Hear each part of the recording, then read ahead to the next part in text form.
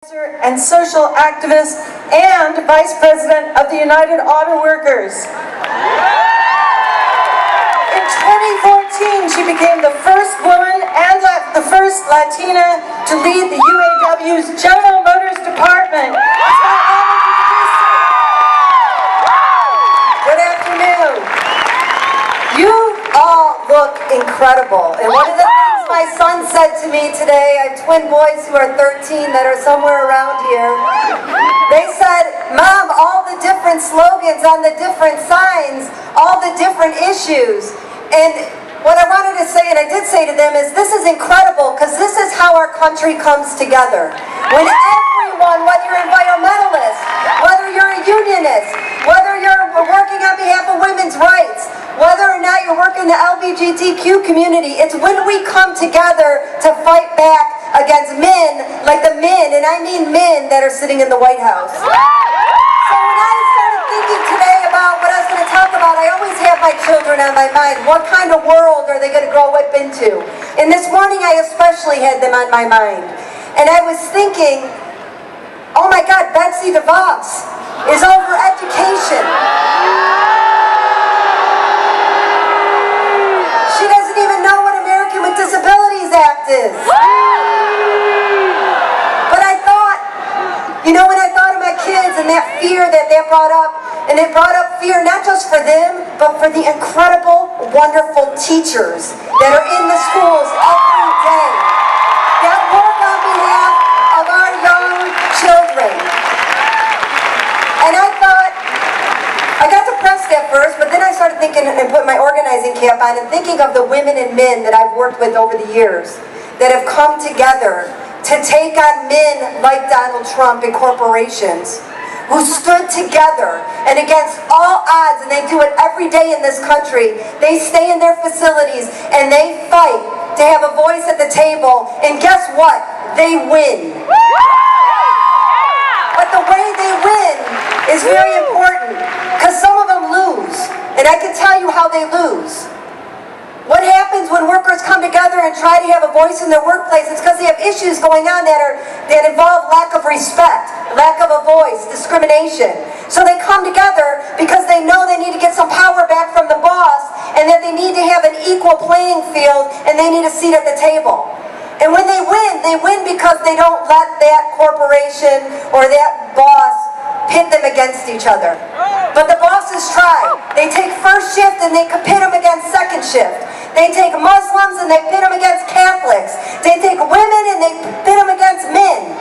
They take skilled trades and they pit them against production workers. They take everything they can, and they want workers to fight amongst themselves, because they know when workers are fighting amongst themselves, they forget who's causing the problem in the first place, that corporation.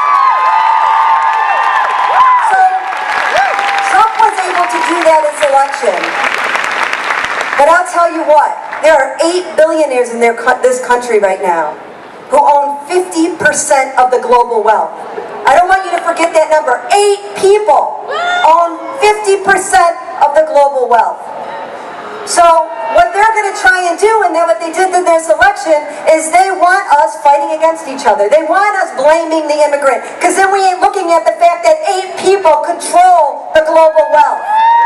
They want us to target Muslims because they don't want us to look at 8 people controlling the global wealth.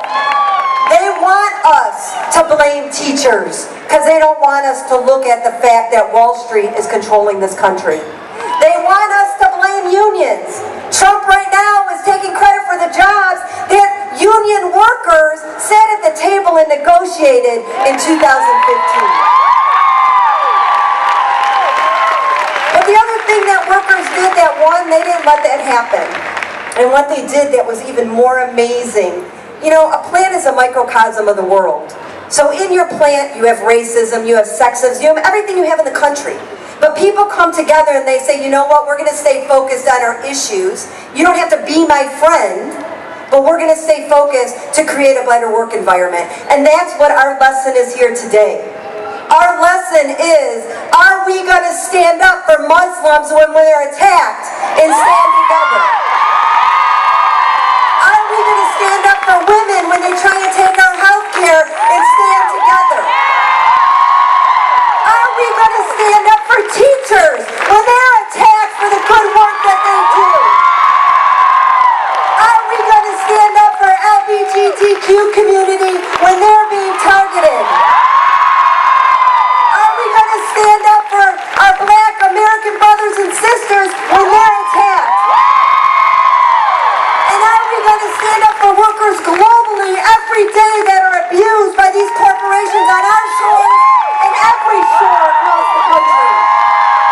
That's how workers organize. Workers organize because they protect each other. And so all these signs with all these issues give me so much hope for my children, because I know that they're going to grow up in this world. In this world where we're going to stand for love, not hate.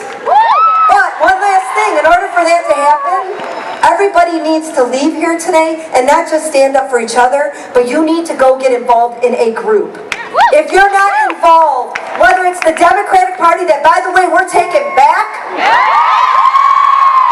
or whether it's a local Art Revolution group, or whatever group, as long as their group stands for everyone standing together to create a country of love, not hate, a country where we can grow our souls and our children can be proud of us.